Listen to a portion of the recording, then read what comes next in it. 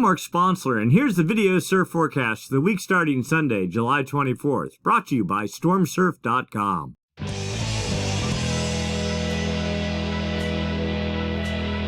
Stormsurf, waves, weather, buoys, altimetry, snow, temperatures, El Nino, weather analysis, essential data for outdoor people, all the time, no hype.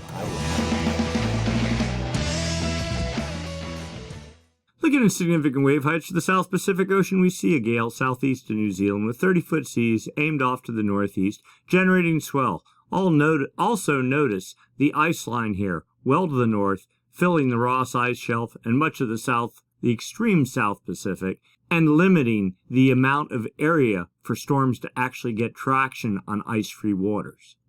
First off, we examine jet stream level winds. These winds up about 30,000 feet help support the formation of gales when they form, help direct their track. We're looking for a trough, that is a push in the jet to the north, and we see that right here. Winds 140 knots feeding up into this trough. That helps create a clockwise flow aloft and down at the ocean surface. That is the hallmark of low pressure, and low pressure, of course, if it's deep enough, generates winds. Winds, if they're strong enough, get traction on the ocean surface and generate seas. Seas, as they radiate away from the fetch area, slowly decay, turning into swell, and swell, when it hits your beach, turns into surf. So it all starts with a trough in the jet stream. We have a little one here. We know there's a gale down here, and that this trough is supporting that gale. But as we get into Monday, the 25th of July, the trough collapses, and that's pretty much the end of it. We end up with a split jet stream flow. The northern branch up here, southern branch down here. When you see dead air in between, that's high pressure typically, and that does nothing to support storm or gale production. Looking out into Wednesday and Thursday, still much of the same, maybe just the faintest hint of a trough here in the far southeast Pacific on Thursday the 28th, with 140 knot winds again in that area, barely supporting anything, and then even that moves out of the California southernmost or easternmost swell window, and that's the end of that. Now, there is some hint as we get into the weekend of maybe some sort of a trough trying to develop under New Zealand. Pretty weak initially, but as we get into Sunday, like right about there, you see 120 knot winds pushing off to the northeast, maybe offering some support for gale development, and maybe even building some beyond that, but that's a week out in the models. This morning's runs of the models didn't show any of this. They showed a big trough over here in the southeast Pacific, so it's anybody's guess when you go out this far on the model. So let's go take a look at the effect of the upper level picture on the surface level pressure. Or surface level picture, surface level wind, surface level pressure right here. We see kind of a gale. This is the one we saw in the previous image, but it only has 35 knot winds aimed to the northeast. A cutoff low north of that with maybe 40 knot winds, and then a bunch of south flowing winds pushing into Antarctica off to the east of that. As we get into Sunday night and Monday morning, there we go, 12Z Monday the 25th of July, again, still 35 knot winds, 30 knots over a broader area aimed off to the north, and then slowly fading as we get into the evening and all but gone. We're into Tuesday. We're looking for any sign of a gale. Yes, something trying on Tuesday night into Wednesday, the 27th, but 30-35 knot winds really isn't going to cut it. You need something more in the range of 40 to preferably 45 or more knot winds to get decent traction on the ocean surface. As we get into Thursday, here we go, something better. 35 to 40 knot winds, pretty much aimed out of the east, but building to 45 knots as we get into Thursday the 28th, proper 12Z. That's about 4 a.m. in the morning, or 5 a.m. in the morning, California time, Pacific Daylight Time. And winds again pushing to 45 knots, just barely in the California swell window. Southern California cuts off about 117 west, so this is over about 125 west, these numbers down here. So still in the window, but then as we get into later on Thursday, the gale is pretty much all out of the California window. Great for South and maybe Central America, but not so much for, certainly not for Hawaii and certainly not for California. So we get into Friday the 29th, Saturday the 30th, not a whole lot going on. Again, some sort of a gale forecast south of New Zealand, supported by that trough we talked about, but quickly fading out, maybe redeveloping as we get into Sunday night. That would be the 31st of July. But again, confidence very low on that at this point in time. So there is a gale that developed in the central South Pacific right there. I mean, we're talking really kind of reaching the bottom of the barrel, but you take what you can get. 27-foot seas on Monday, the 18th of July, so this was almost a week ago. Swell has been generated. It is showing at the Hawaii buoys, pretty small, foot and a half, 17 seconds, 16 seconds, something like that, and is bound for California for the early part of the week. But size, not much. Energy, not much. Something to ride. Nothing more than that. Now, a second gale did develop southeast of New Zealand on Tuesday night into Wednesday morning, the 20th of July, right in this area here. There we go. Oops, actually, there's the one we were really interested in. There was sort of a teaser that warmed up the ocean surface. Then by Thursday, this is last Thursday, the 21st, a gale did develop. It says 30.2-foot seas. The highest seas over this entire domain, but for the most part just eyeball. It looks like about 28 to 29 feet.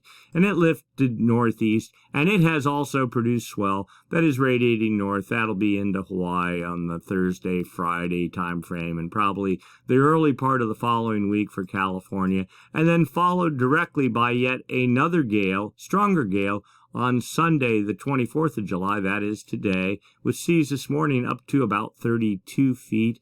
And we got one more frame there, but you can see they quickly faded. Now we're looking at the forecast. That was all hindcast, the model's best guess of what was actually physically happening at the time. Now this is all based on projections of what the wind might do and how it might stir up the ocean and how it might result in seas of a certain size. So moving forward, the gale that we were looking at, the last of three gales in, we'll call it the central South Pacific, fading out. As we get into Monday, maybe a little bit more seas in the 25, 26-foot range, but nothing too particularly interesting. So 3 small swells radiating north, the first making its way into Hawaii, and 2 more behind that, and then things go pretty quiet for a bit.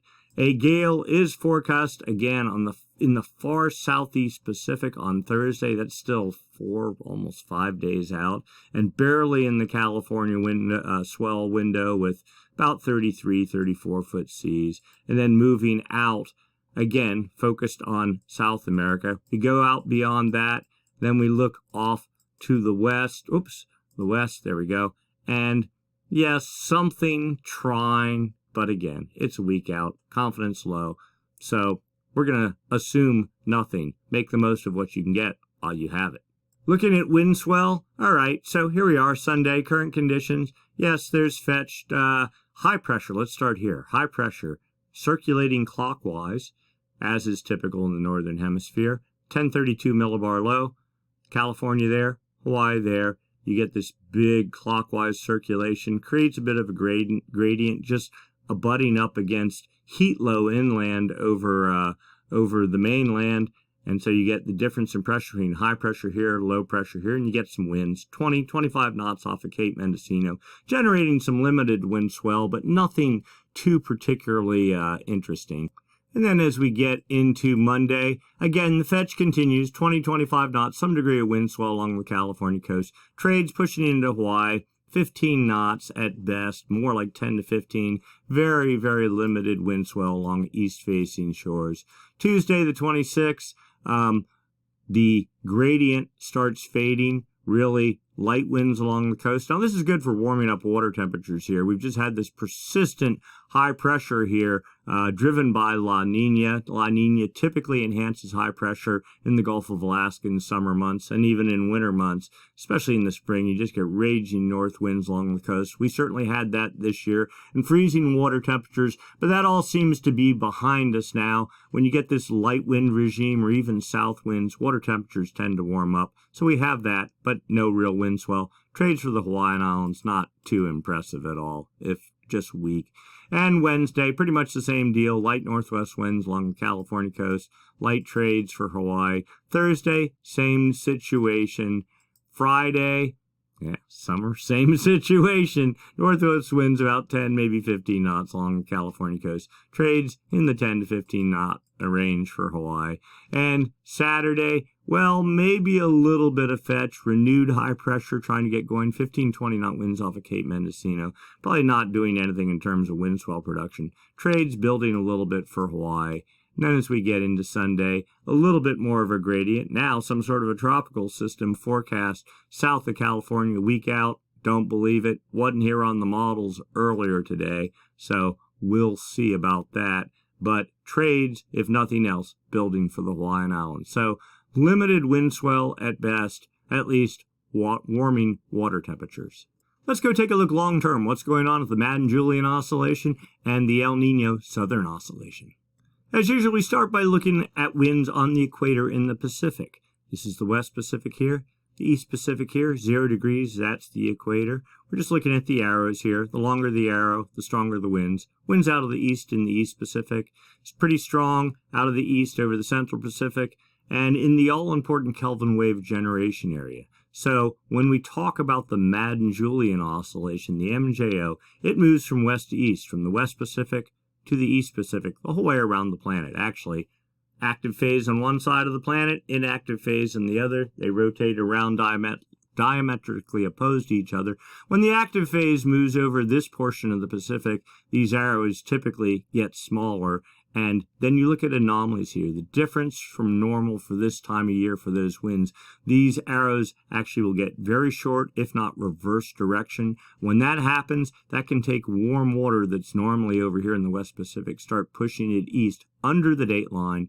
It's known as a Kelvin wave, a ball of warm water. Eventually, it hits Ecuador, erupts to the surface, and can create a warm pool of water in the East Pacific. Successive active phases of the MJO, if they're strong enough, can create successive Kelvin waves, which in turn can help usher in El Nino.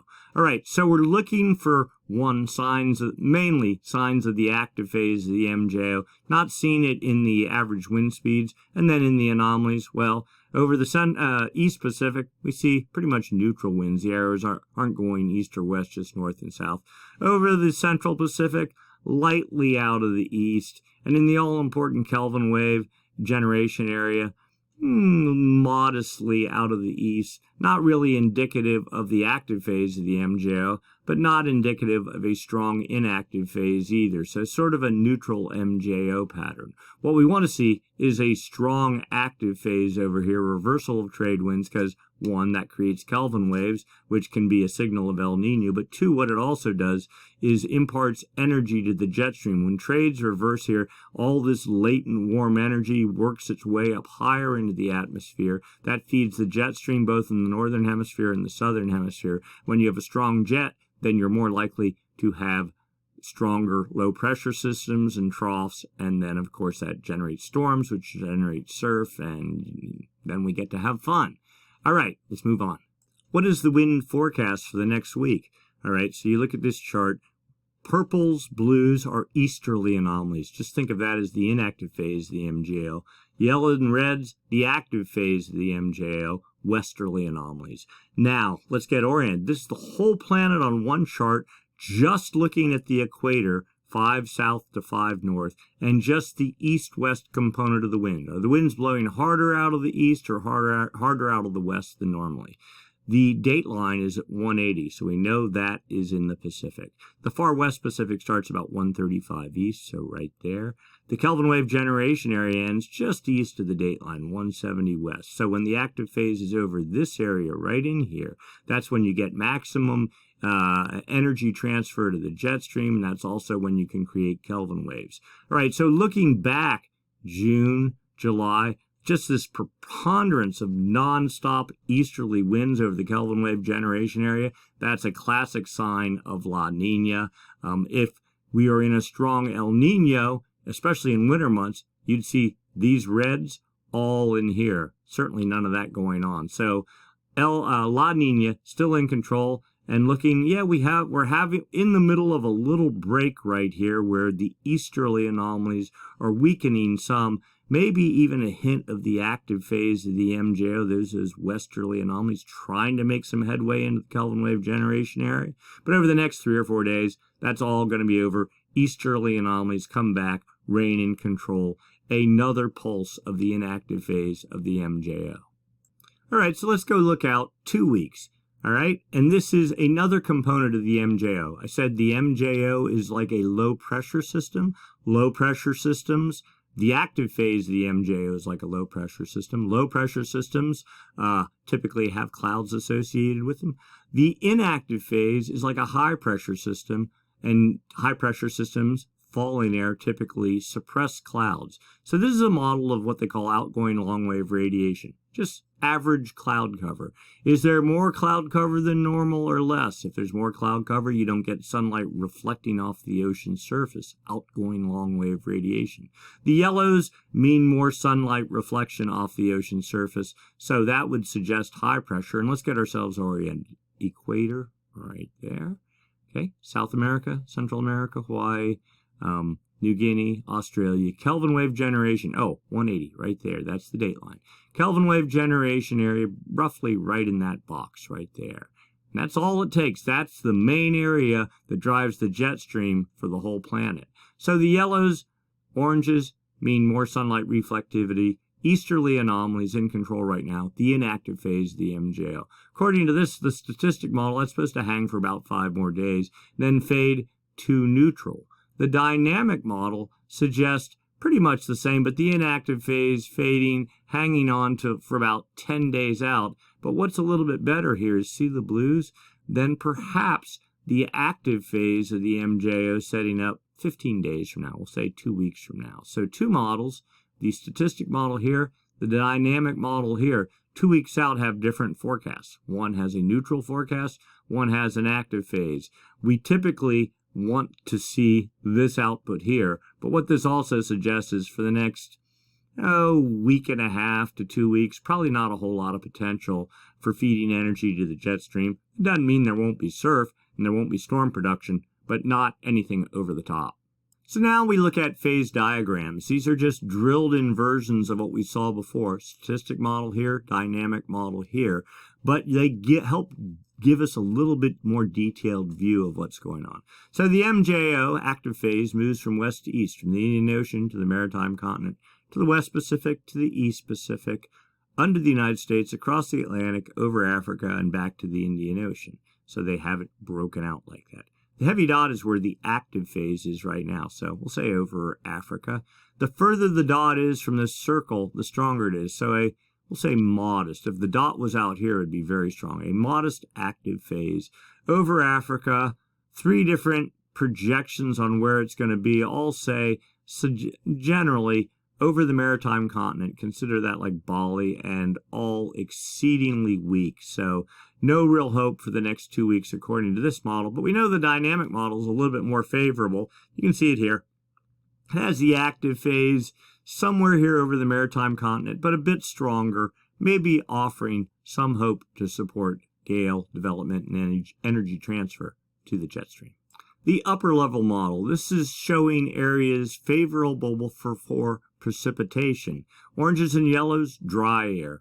Greens, wet air. Greens, active phase of the MJO, the one we want to see. Oranges and yellows, inactive phase. This runs about a week ahead of what's going on at the surface. 8 different panels going out 40 days. South America, Central America, New Guinea there. 0 is the equator. Date line roughly right there. Kelvin wave generation area right there. All right, so today, pretty much inactive phase, dry air in control. But you notice going out, I'll move this out of the way just a little bit. There we go. As we get into the early part of August 3rd, active phase of the MJO starting to move over the Kelvin wave generation area. And this is a statistic model. And the active phase filling the Pacific come August 8th, and some form of it holding pretty decently almost to the end of August before the inactive phase sets up, pushing over the West Pacific on about September 2nd. So according to this, it looks like August might be a pretty good month for storm production. So let's go take a look at the CFS model. It's a dynamic model going out 1 month. Past performance is at the top, Forecast is down below. Let's get ourselves oriented. Again, this is the east-west component of the wind. The blues are the easterly component of the winds. The reds are the westerly component of the wind. The reds, the active phase. The blues, the inactive phase.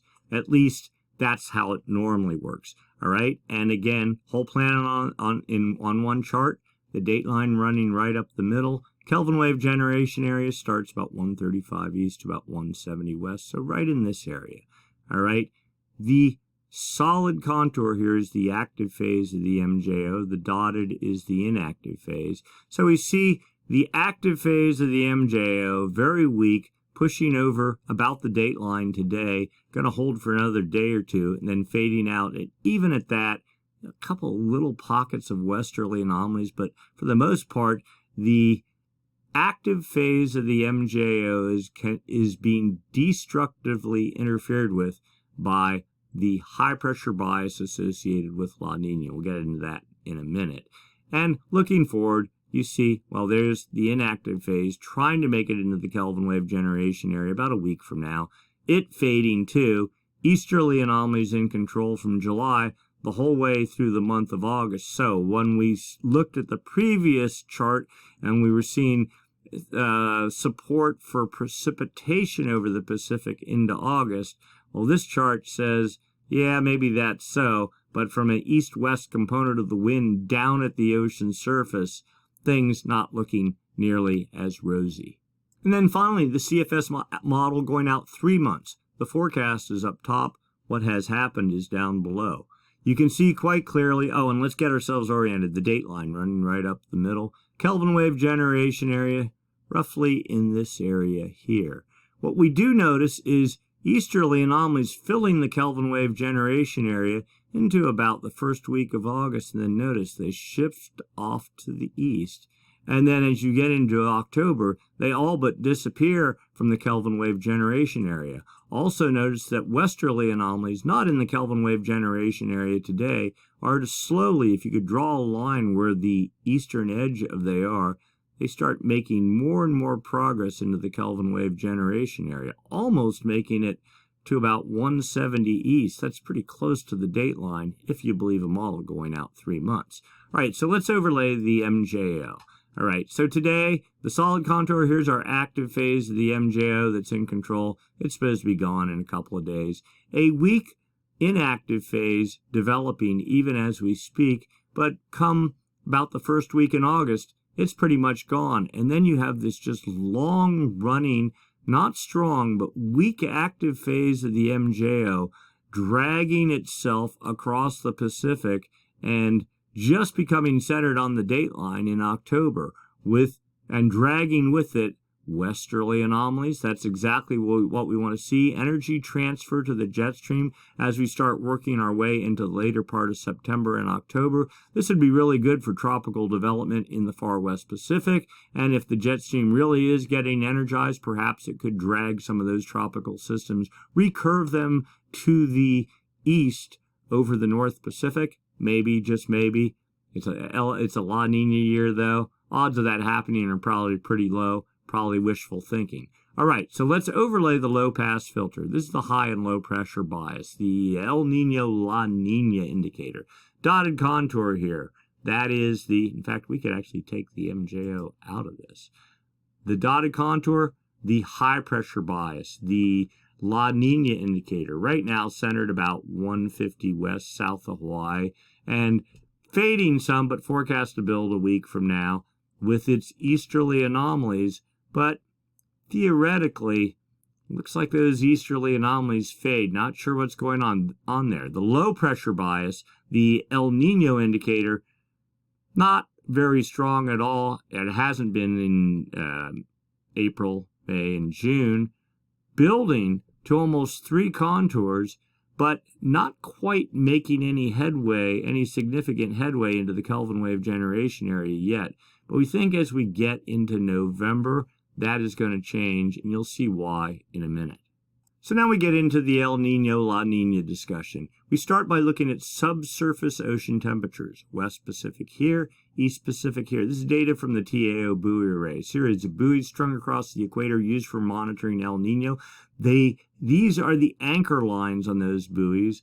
Gosh knows how deep they go in the ocean, thousands of feet. But they have sensors on the anchor line in the upper 300 meters of the ocean surface. Those sensors collect water temperature data down in the ocean, and that gets relayed to a central computer. Use a model to fill in the gaps, and all of a sudden you have a profile of what the subsurface ocean temperatures are. And you'd say, why do you want to know that? Well, that's how you monitor Kelvin waves. Kelvin waves don't move at the ocean surface.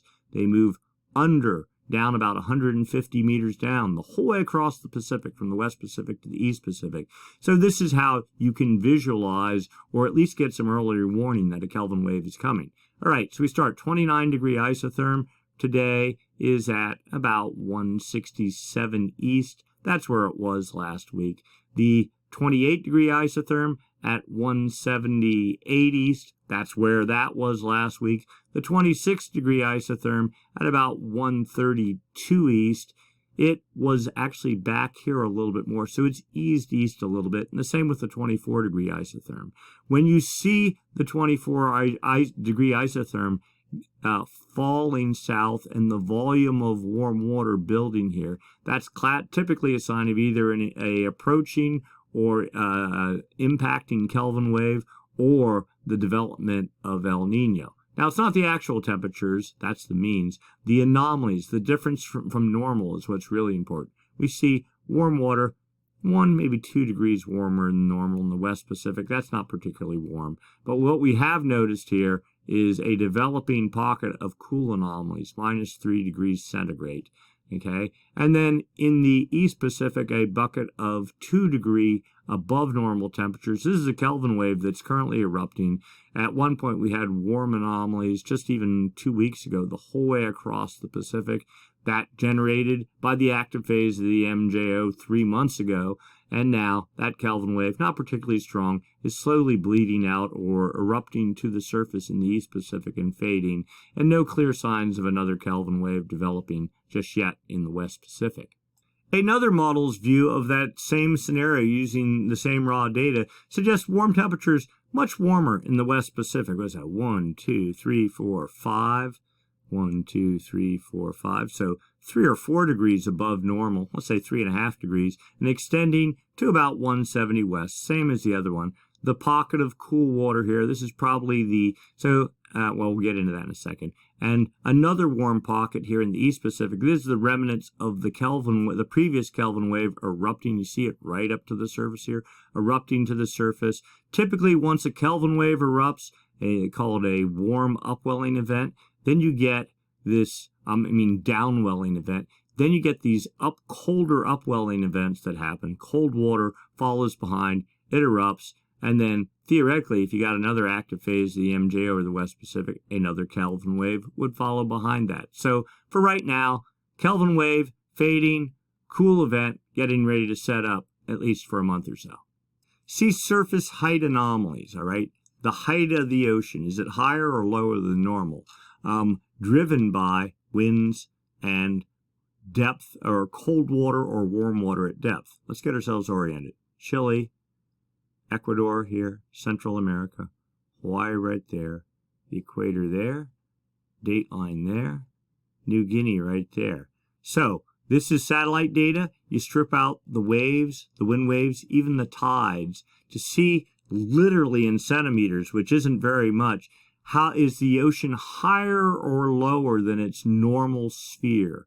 All right. We see in the West Pacific, 10, 15 and really it's just 5 degrees north and south of the equator that we're interested in. So 10 to 15 centimeter anomalies in the West Pacific, likely driven by trades blowing hard out of the east and warmer than normal water here that we saw. Now here is minus 10 centimeter anomalies. This is at about 145 west. So that is right where we saw that developing cool pool.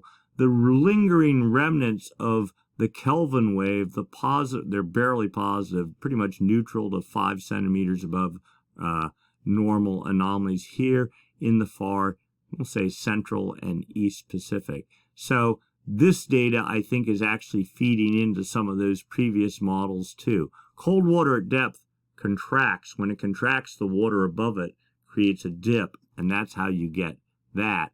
This, likewise, when you have warm water at depth, it expands, creates a bump on the ocean surface. So that's what this chart is trying to suss out, is just where the warm water and cool water at depth is in the ocean, another way to detect Kelvin waves without having to have a bunch of buoys, sensors, and the maintenance costs of all trying to, oh, buoys go down out in the middle of the ocean. How are you going to get a boat out there and then pull up the anchor line that's 300 meters deep, that's 1,000 feet deep, and try to do maintenance on all that? Very expensive. So satellites in the long haul are probably cheaper and more economical. Upper ocean heat anomalies, the upper 300 meters of the ocean surface. Time is down here. We're going back to August a year ago through July of now. Oranges and reds, warmer than normal temperatures. The blues, colder than normal water temperatures. So last fall, La Niña, raging, much colder. And you can see these upwelling events. 1, 2, 3. They're the opposite of a Kelvin wave. It's like a negative Kelvin wave, if you will. Then in December last year, active phase of the MJO pushed over the West Pacific, tapped this warm water, created a Kelvin wave, which migrated across the Pacific. Another upwelling event this spring in March and April, and then another weak Kelvin wave just recently occurred, made it to about 100 west. It's fading now, and a new upwelling event, just like after this Kelvin wave, another upwelling event trying to take shape now. So it looks like we're going to fall into a hole for maybe 2 or 3 months, and then we'll see what happens after that. And yet one more way to look at upper ocean heat anomalies, it's just sort of a volume chart. This is the total volume of warm water from the date line off to about 100 west. You can see back last year, big, just the equatorial Pacific dominated by cold water. There's that one little Kelvin wave we got back in February and March.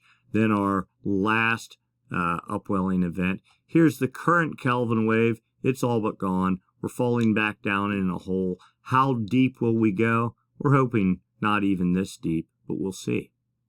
All right, surface water, ocean surface temperatures, anomalies, differences from normal for this time of year. So Chile, Peru, Ecuador, the Galapagos right there, Central America, Mexico, California, Hawaii right there.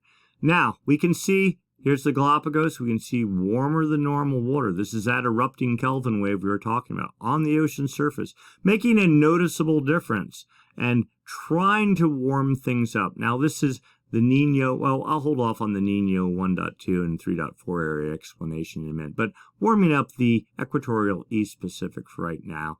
Typical standardized warming off of Mexico, but colding, the La Niña signal, pretty obvious. Much colder water out here from about 135 west, south of Hawaii, on out, and a large volume of cool water all along Chile, Peru, and out beyond that. Cold water still in control, even though it is along the equator out here. But when you have just this volume of cold water, even though I say you only look 5 degrees north and south of the equator, still that much cold water is going to have an effect. That's clearly a La Niña signal.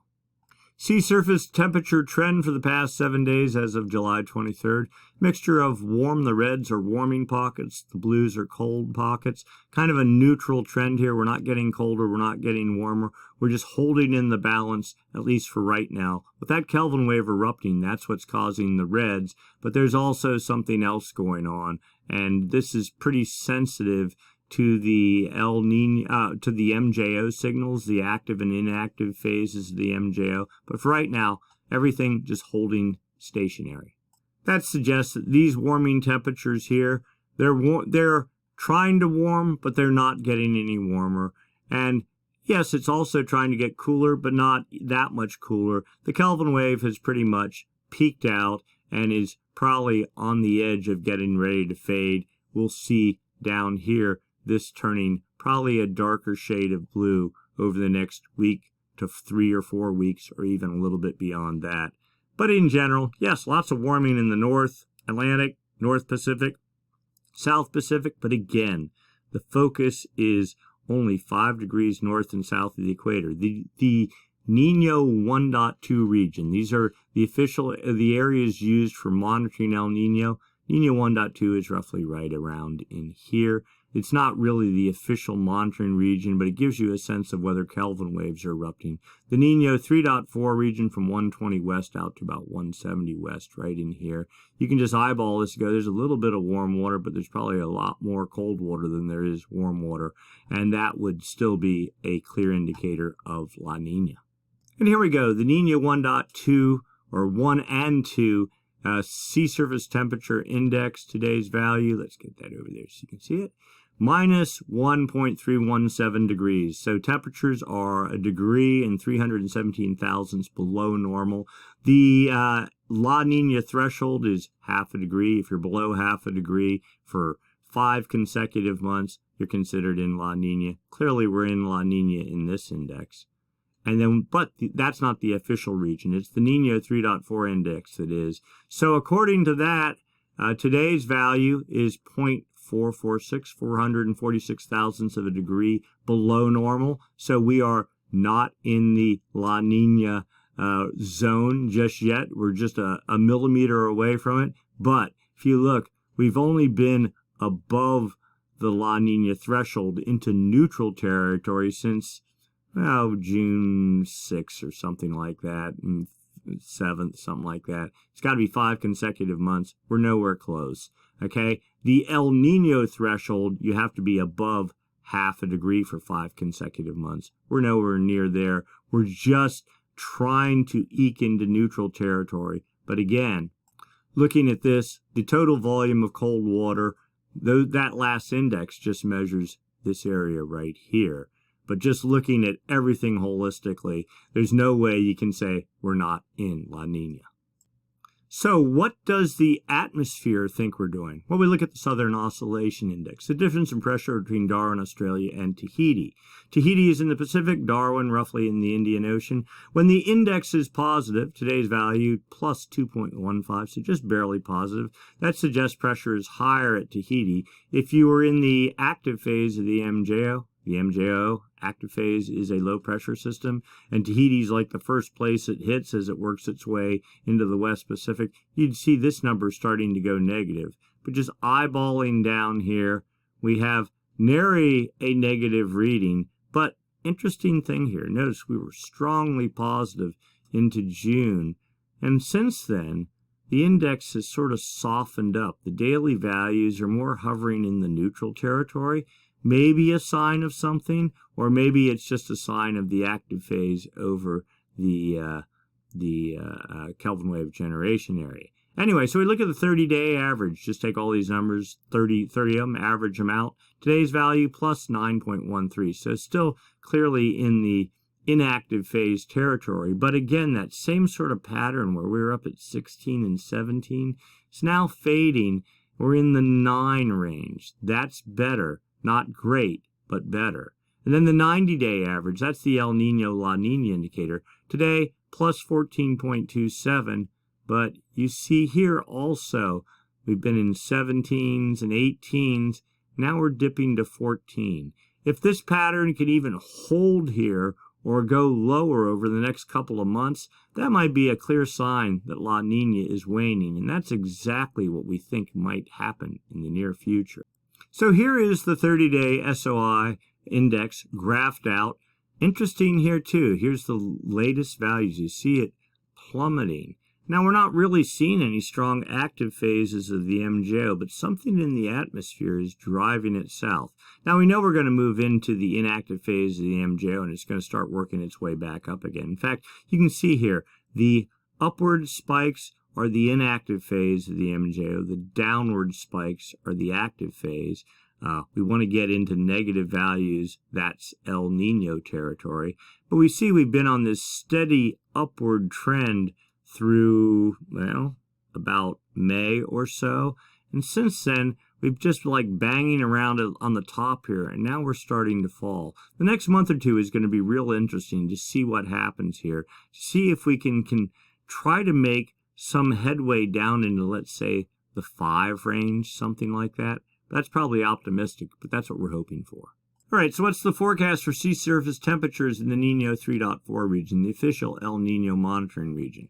Well, you can see temperatures back in October of, or even before then, a year ago, were almost barely neutral, but then as we went the whole way through this past winter, temperatures clearly in La Niña territory. In mid-June, we were just barely almost trying to get into the neutral territory. The forecast suggests temperatures heading down to about 0.85 of a degree below normal as we get into November. Then after that, heading steadily upward and in neutral territory by December.